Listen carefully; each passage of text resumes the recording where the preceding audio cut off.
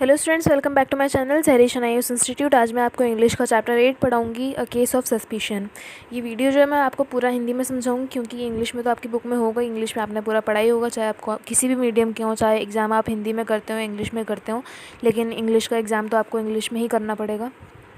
तो ये मैंने चैप्टर जो है पूरा हिंदी में आपको इस वीडियो में समझाया है। तो इंग्लिश में तो आप अपनी बुक में पढ़ ही लेंगे, तो ये वीडियो जो देखेंगे आप, तो आपको पूरा चैप्टर जो है हिंदी में समझाऊंगे, तो पूरा हिंदी में आपको समझ में आ जाएगा। ट्रांसलेट करूँगी पूरा मैं। तो चलिए स्टार्ट करते हैं। अ केस ऑफ सस्पिशन एक रोमांचक रहस्यपूर्ण कहानी है। एक डॉक्टर रात को अपने किसी रोगी को देखने जाता है और रास्ते में एक अजनबी को गाड़ी में बैठा लेता है। उसे संदेह हो जाता है कि इस अजनबी ने उसकी घड़ी चुरा ली है। बाद में उसे अपनी इस भयंकर भूल का एहसास होता है कि उसने सेना के एक ड्राइवर से उसकी एक बेशकीमती चीज़ यानी उसकी घड़ी छीन ली है। तो अब यहाँ से अब डिटेल में बताया जाएगा। डॉक्टर बेंसन एक ग्रामीण क्षेत्र के डॉक्टर हैं। नवंबर महीने की एक सर्द रात को उन्हें एक फ़ोन आता है। रात के 2 बज चुके हैं और बाहर खून जमा देने वाली सर्दी पड़ रही है। उन्हें मिसेस ओट सोरले का बुलावा आया है। उसके पहले से ही 1 दर्जन बच्चे हैं, पर किसी भी बच्चे को कभी अच्छे मौसम तथा दिन के समय जन्म नहीं दिया। उसे हैरानी है कि बच्चे हमेशा ऐसे ही अनुपयुक्त समय पर क्यों जन्म लेते हैं। वह अपने 2 छोटे बैग उठा लेता है और कार बाहर निकालता है। वह अपने ओवरकोट की जेब में सिगरेट का एक पैक भी रख लेता है। कठिनाई से कार स्टार्ट होती है और सुनसान राजमार्ग पर आगे बढ़ती है। वह ओट के पैसे चुकाने के तरीके से भी खुश नहीं है। मतलब ओट के पैसे चुकाने के तरीके से यहाँ मतलब है कि जैसे उसने कभी ले रखा होगा, उधार ले रखा होगा, तो उसका पैसा चुकाने का तरीका है एक ही कि उसकी मतलब मिसेस ओट की हर चीज़ में वो जो है मदद करते हैं। हर चीज़ में जो वो बुलाती हैं आ जाते हैं, और भी कोई दिक्कत होती है तो हर जगह उनकी हेल्प करते हैं। लेकिन वो इस तरीके से पैसा चुकाने के तरीके से वो खुश नहीं है, सेटिस्फाइड नहीं है। मिसेस ओट का फार्म डॉक्टर बेंसन के घर से बहुत दूर था। रास्ते में उसे सड़क पर एक व्यक्ति मिला जिसे देखकर उसे राहत मिली। उसने गाड़ी की गति कम की तथा उस व्यक्ति को अंदर आने को आमंत्रित कर दिया। यह व्यक्ति डेट्रॉइट जा रहा था। उसके बगल में एक पोटली थी। वह दुबला पतला था तथा सर्दी के मारे उसके आंखों में पानी आ गया था। उसने एक सिगरेट मांगी। डॉक्टर ने पैकेट निकाला और उसे पकड़ा दिया। उस व्यक्ति ने एक सिगरेट ली और दूसरी सिगरेट बाद में पीने के लिए निकाल कर रख ली। फिर उसने सिगरेट की डिब्बी बेंसन के कोट में डाल दी।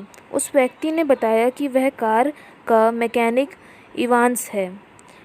वह किसी कार बनाने के कारखाने में मैकेनिक की नौकरी करने के लिए डेट्रॉइट जा रहा है। जब से विश्व युद्ध समाप्त हुआ वह एक ट्रक चलाता रहा है। सेना में वह घायल बीमारों को ढोने वाली गाड़ी चलाता था। 1 महीने से वह बेरोज़गार है। दोनों कुछ मिनट मौन बैठे रहे। डॉक्टर ने देखा कि उस व्यक्ति का चेहरा बिल्ली की भांति है तथा उसके गाल पर लाल रंग का एक घाव का निशान है। डॉक्टर ने अपनी घड़ी जेब में टटोली। वह वहाँ पर नहीं मिली। उसे संदेह हुआ कि इवांस नाम के इस अजनबी ने ही उसकी घड़ी चुरा ली है। उसने अपनी गाड़ी रोकी, पिस्तौल निकाली और उसकी नाल इवांस के बगल में लगा दी। मतलब उसकी बंदूक की नोक जो है उसके बगल में लगा दी। उसने कहा कि मेरी घड़ी मेरे कोट की जेब में वापस रख दो। अजनबी डर गया। डर के मारे उछल पड़ा। कांपते हाथों से उसने घड़ी डॉक्टर के जेब में रख दी। बेंसन ने उसे क्रोध में गाड़ी से उतार दिया। बेंसन पर्वतीय चढ़ाई पर गाड़ी चलाते हुए सोरले के फार्म पर पहुंच गया। उसे मिसेस सोरले द्वारा भेजे गए एक व्यक्ति ने रास्ता दिखाया। मिसेस सोरले बच्चे को पहले ही जन्म दे चुकी थीं और उसे कोई कठिनाई भी नहीं हुई।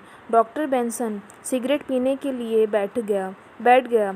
उसने उसे एक अजनबी की घटना सुनाई। उसने उसकी घड़ी छीनने की कोशिश की थी। मतलब जो डॉक्टर बेंसन था, वहाँ जो मिसेस ओट्स के जो हस्बैंड थे, उनको जो है ये अपनी जो घटना हुई थी उनके साथ रास्ते में, वो चीज़ जो है बता रहे थे बैठकर सिगरेट पीते में।